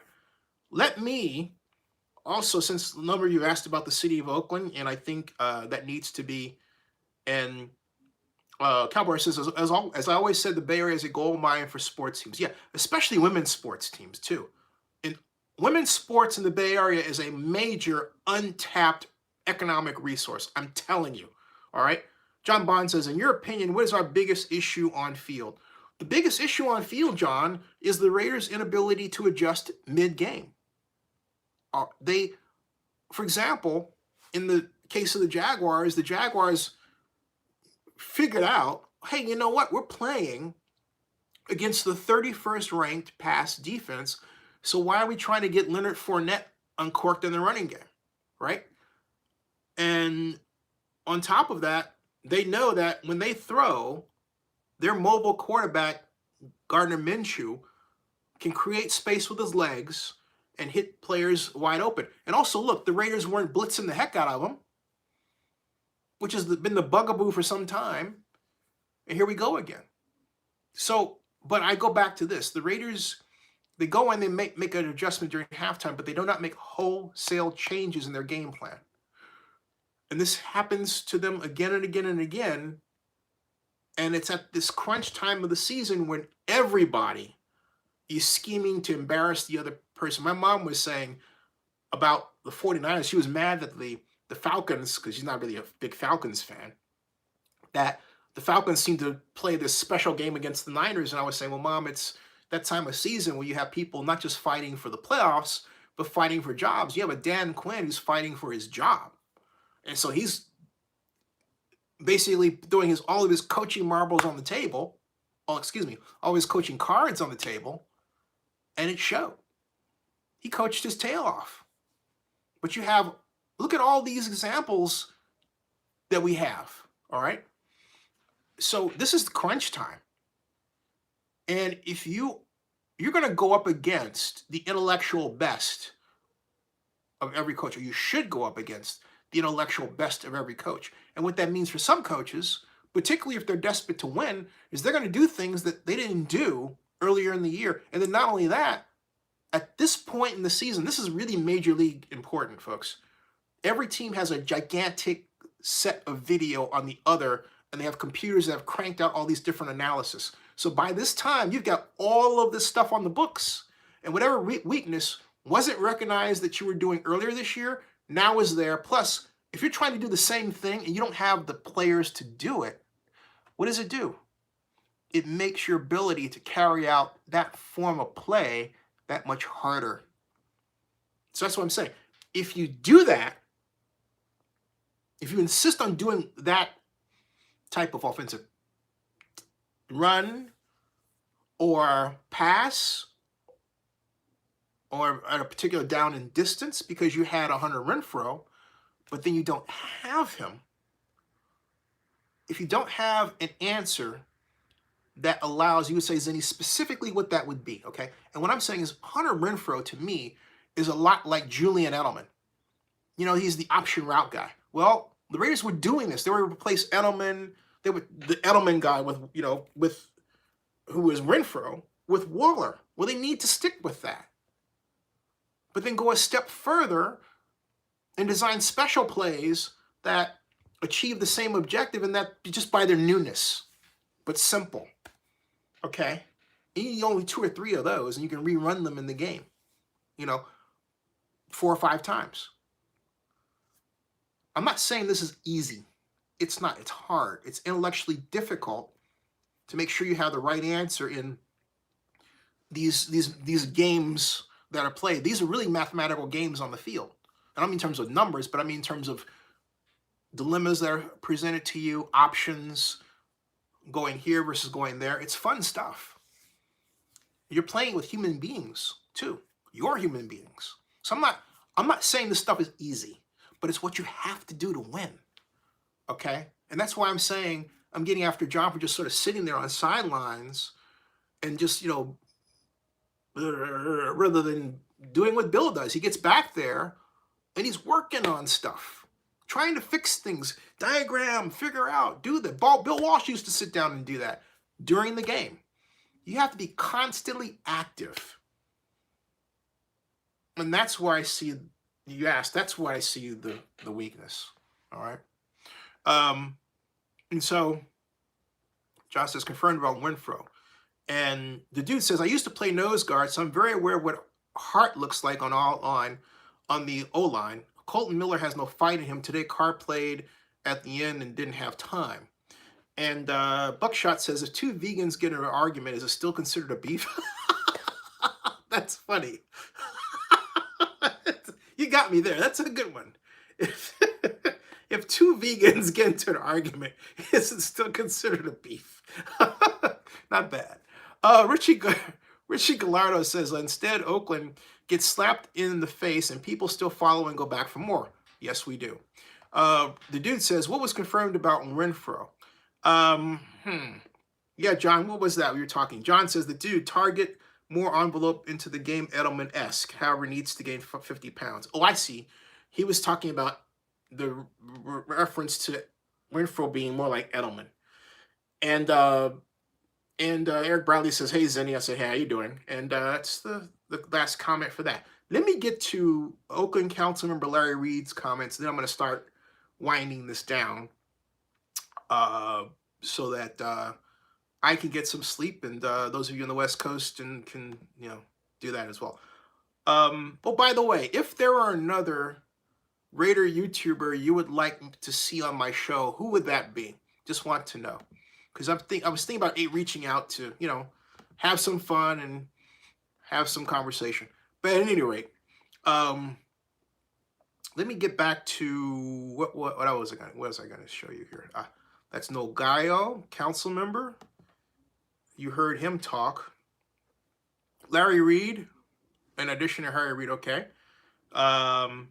Let's see here. We got information here. Oh, this is the Larry Reid one. This is Larry Reid, okay? And I want you, this is Larry Reid from the same March 16th, 2019 Raiders meeting, okay? You ready for this one, folks? All right, hold on a second. Excuse me, Larry. Excuse me, Larry. I want to see if I can get you just on my blog. I just want to ask you a question on my blog. So, Larry, man, this is, of course, our council member, Larry Reid. How important was this for this to get signed off today? It's not important to me. The only reason why I'm here today is because of the loyal, diehard Raiders fans that's been mistreated by the Raiders. Right. And so they want the Raiders to be able to play another year. So, what are your pros and cons to this? well, I think the Raiders did the city an injustice. This is the second time that the Raiders have just stepped on these diehard Raider fans that have loved them and worshipped them. That's right. And now they're off to Las Vegas. And so, I take issue with that. We had a deal that was structured that would allow the Raiders to stay here, play in a football-only brand new stadium. And they chose to go off to Las Vegas and disrespect those who have been so loyal and faithful to them. For us to have them one more year, though, that does bring in some revenue to the city, right?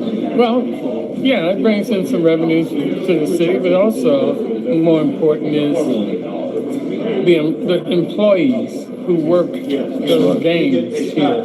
it keeps their jobs intact for another year, Maybe 2 years. It's all good. He's got to break down the. So there you go. Okay, so that's retiring Oakland District 7 Councilmember Larry Reed.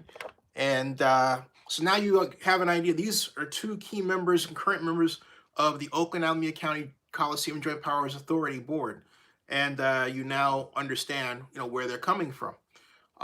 And that informs the Raiders into the future of the Coliseum, okay? So I hope that gives you a better picture of what's going on. And so basically, Raider Lou says that today was the first time I ever let tears out during introductions. I understand, man. John Bond says, your logic would elevate the pillaging podcast tenfold. L Train says, Larry Reed, any relation to Nevada Senator Harry Reid? I don't believe so. I'll ask. Cesar Canate says, how come Nnamdi Asomugha and Sebastian Janikowski weren't there featured in any of the Raider videos? Both are Raider legends in my book and are important in Raider history. That's really true. I don't know the answer to that for the Raiders. I could ask, but I don't know that I'm going to get an answer back from them. But I do think it's an important question to raise if you write an email to say Will Kiss or in PR, right? John Bond says, agreed, Cesar, cringy for sure. LEL Train says, between the Warriors leaving and the Raiders leaving, many jobs were lost. That's who I care about the most, as a former bartender in a sports bar arena. The dude says, Carr is a guy who will shine with elite players, but Carr is not the guy who could put mediocre players on his back and win. Herbert Reed says, I still think they'll be around for 2020. Agreed. And Young Pharaoh, where you been, Young Pharaoh? How you doing? Young Pharaoh says, San Diego feels your pain. Send my bolts back home to San Diego. Air Powell says, GB Willie Brown. And Young Pharaoh says, San Diego feels your pain. Send my bolts back to San Diego. He just said that twice. I have to get back to the L Train comment about the cars, the jobs, excuse me, not the cars, the jobs.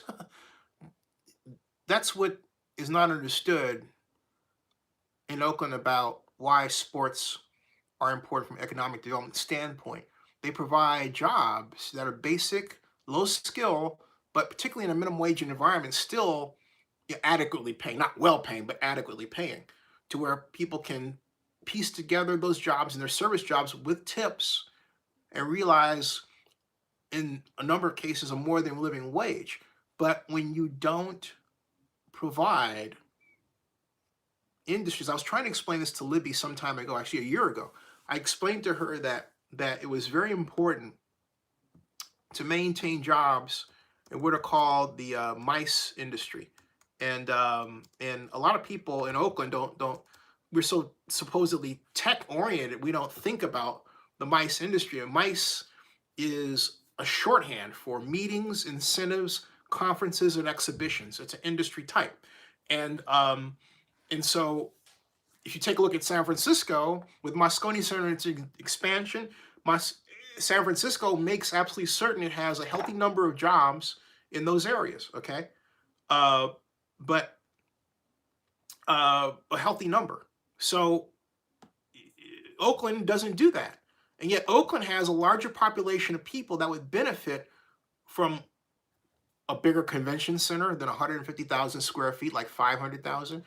A convention center of 1 million square feet, which would allow us to get Oracle Open World if we had 5 hotels of, say, 2,000 persons each, right? We could get Oracle Open World. We could have got it from San Francisco rather than Oracle Open World going to Las Vegas. The economic development handwriting is on the wall before us, but we pay no attention to it. We need more jobs in those areas, which would help give people who are homeless a chance at employment to keep themselves living, and local artists jobs and everybody else. But oh no, as long as we have tech people and money real estate people who are getting rich off of illegal evictions, throwing money, it's okay. The government itself has the money to do this. Oh, and by the way, as long as you have people protesting rather than going to government and designing policy changes and writing bills, we'll always have that problem. But what's happening is we're reducing ourselves to these folks who get out and they think that as long as they protest, they're doing something. All you're doing with protesting is giving media people a viral video opportunity. You're not making change. Okay, because it becomes it's like awareness, sure. But what's going on, folks, is that all of us are busy. A lot of you have 2, 3 jobs. You're working Uber, you're working Lyft, you're bartending, you're doing this, you're trying to make ends meet for your family. And around you, there's this illusion that there's somebody out there that has money that you don't have, which makes you feel more inadequate, which is wrong. And then you have your favorite team coming along and saying, oh, we're going to move to Vegas, but you want to visit us, you're going to have to pay gobs of money to buy a PSL. Or we'll spread it out for you financially, but then it's kind of like, all right. No. When Mark Davis asked me to develop a plan for a stadium in Oakland, my first objective was to minimize PSL cost. And so when I came up with the hotel plan that some people, maybe one of you made fun of, no one bothered to ask me why. I explained it. I said, because that $336 million is going to allow us to reduce the PSL cost. We can combine that with tax increment financing so the PSL cost per person is less so that you can afford to go to the games and enjoy them at a level closer to your income than would be realized in Las Vegas. You want to tell me what's wrong with that? I'm all ears. Okay? So we can do this sort of thing, but it takes will. And the trouble is that all of you are really busy working. You're so busy working, you don't have the leisure time that your past generations had to focus on what's wrong and go out and go to city council meetings and meet with your council member, have these huge groups and understand, do these cheat-ins, okay? You're busy. And so things are happening around you fast. You're like, what's going on? And you feel like you're out of control because quite literally the society has placed you in that position. So you would say, okay, have I done it? What's the way out of it? The way out of it is to have groups of people, friends that you have online and teach-ins. Not just Facebook groups, your own blogs. Also start your own blogs. Don't rely on Mark Zuckerberg and Jack Dorsey to save you. Because if they go black or something else like that, whatever you put out there goes with it. Just keep that in mind. Start a blogger blog. It's free on Google. Go to Google, go to WordPress, everything else, okay? So, all right, you get what I'm saying. I gotta start winding down here. Richie Gallardo says something I want to catch. I want to catch what everybody says. John Collins says, still no confirmation about Raider rent getting reduced next year. You know what? I had one statement. I believe something was done. They're being really coy about it. So I'm going to dig deeper and see if I can get some closure on that by tomorrow. Okay, John, thank you for reminding me of that. Richie says they should have the gates open early and have a fan fest with a stage outside the stadium. And or they should have had that. Yeah, they should have, but Caesar says, do you see Oakland getting an XFL team in the future? If they do, as long as the Athletics, the Oakland A's are standing in the way, no. I think because the A's, the real problem is that the city of Oakland does not have an active sports commission to push this sort of thing. The Coliseum Joint Powers Authority is not a sports commission. The only person in Oakland's history to start a sports commission and run it is the guy you're looking at, all right? I could restart it. But my point is, right now, we don't have that effort. And we should. So, like a Chamber of Commerce could do that, right? Just saying, okay? Richard Gallardo says, players and legends signing autographs. Yeah, it would have been a cool thing. Ed Reed says, 2016 Carr joins offense, doesn't fit Carr's ability. He's gotten under a syndrome. I don't quite understand that one, Ed Reed, sorry. Richie Gallardo says, local artist fan fest to remember. Great idea. Rita Lou says, I wonder who will pay to replace all the cup holders that are broken and taken today. Probably no one. The dude says, why did San Fran feel the need to put San Francisco Warriors on the jerseys in court? Sorry, I'm done with that franchise. Exactly. That's the major slap in the face. And then they had Libby saying earlier this year, oh, well, they're still going to practice in Oakland. Whoever told her that just set her up to look foolish, because you and I both know that the Warriors practice in San Francisco and play in San Francisco. They don't do anything in Oakland anymore, except for those players that happen to live in Oakland. Okay? But no, they not only went over to San Francisco, they rubbed it in Oakland's face by having San Francisco on the court. Bad stuff. And we allowed it. We weren't butthole enough when they were here to say, hey, you know what? You change your name. You put Warriors, Oakland Warriors in there. We're going to pull this public money, and we're going to make sure that we get an expansion team for the stadium. We made all kinds of, we weren't mean. We weren't mean when it was right to be mean, which is, hey, look, you stand up for Oakland. I don't want to hear about Golden State. This is Oakland, baby. We didn't say that. Richard Lieberman made a great point of making that statement before anybody else did. Richard's a guy who went to high school at Skyline, class of 80. Started a local blog. Anyway, maybe I should get him on here. That'd be a hoot. I gotta check in with Richard. Cheese says, my cousin in New York says from a distance the Raiders remind him of how he feels about the Knicks. Agree? Yeah.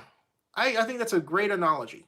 John Pond says, shout out to Richie Gallardo. Then he says, you took the Service Industry Convention. John Bond says, interesting place. Travis 808 says, I don't know, whatever. Cesar Calante says, I feel bad for Oakland and its fans. First, the Warriors lose their final game in Oakland, and now the Raiders. Shame. They deserve better. That city will always have a special place in my heart. Akos Vigil says, they should have had Jerry Rice in the game. He was a Raider too. Ronnie Lott as well. The L Train says, to be fair, that San Fran on the Warriors jersey is part of the throwback collection to the Wilt Chamberlain San Francisco Warrior days. Many NBA teams have a throwback jersey that wear often. Yeah, but... sorry, I'm partial. Paul Garcia says, what about lawsuit? Would Jacksonville come to Oakland? No. Jacksonville will not come to Oakland. Jacksonville is in the middle of what will be a sports entertainment renaissance in that city. Watch. Keith Roscoe says, what's up? Rough cough day. And Roberto Vasquez says, Raiders for life. And I'm going to have to say right now it is 1:24 a.m. in the East. Folks, I am going to bid you, for right now, farewell. I've been on for 112 minutes and 57 seconds. And I say, until tomorrow, live long and prosper. And thanks for an outstanding and unfortunately very sad program. It's a pleasure. I ain't going nowhere. And by the way, I am going to CES Las Vegas for the 10th year in a row. Already credentialed, already done.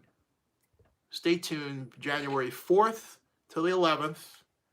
It's tech, baby, in Las Vegas. Las Vegas is the best place for conventions in the world. Okay? See you all tomorrow.